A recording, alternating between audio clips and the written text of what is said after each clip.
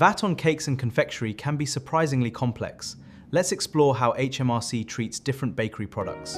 In 2019, HM Revenue and Customs handed a UK food wholesaler named Innovative Bites a tax bill for nearly £500,000. The entire assessment hinged on a single product, the mega marshmallow. Specifically, the government and the wholesaler were arguing over whether this oversized marshmallow was a cooking ingredient or a snack. HMRC claimed that because marshmallows are sweetened and normally eaten with the fingers, they fit the legal definition of confectionery.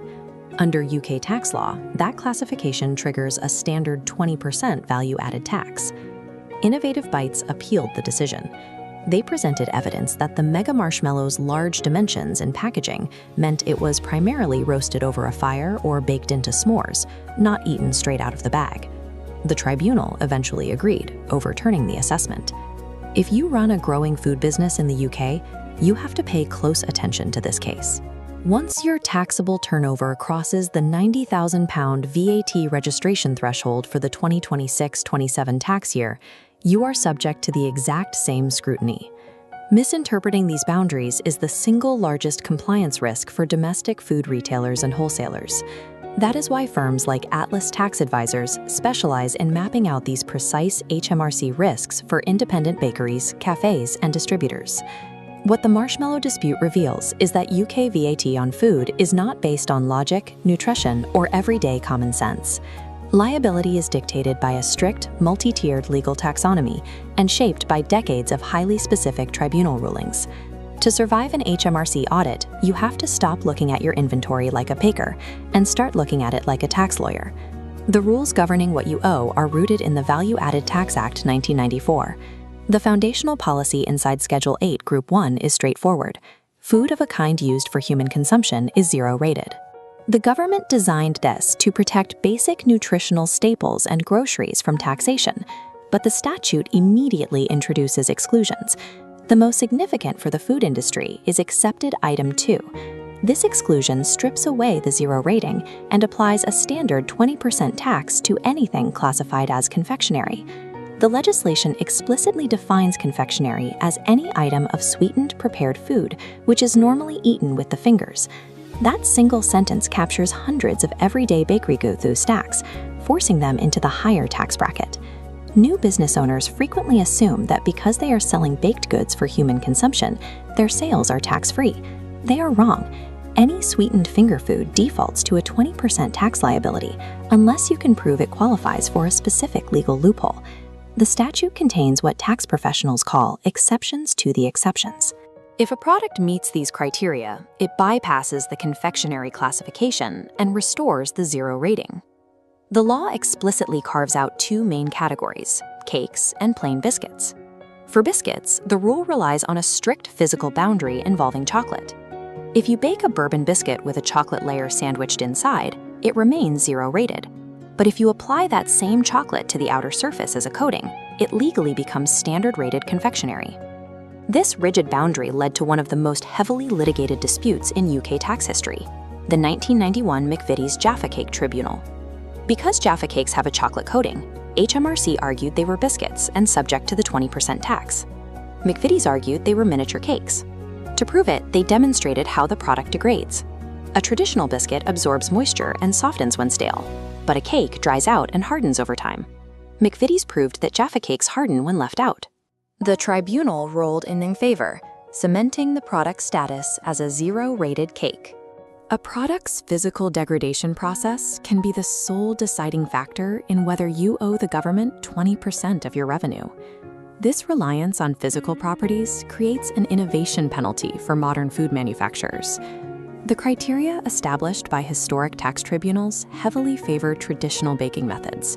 If a recipe relies on a thin batter of wheat flour, eggs, and butter, it easily qualifies as a cake. Consider the Glanbia Tribunal case, which centered on 36 varieties of high-protein flapjacks. Glanbia argued the products were zero-rated cakes. The tribunal disagreed.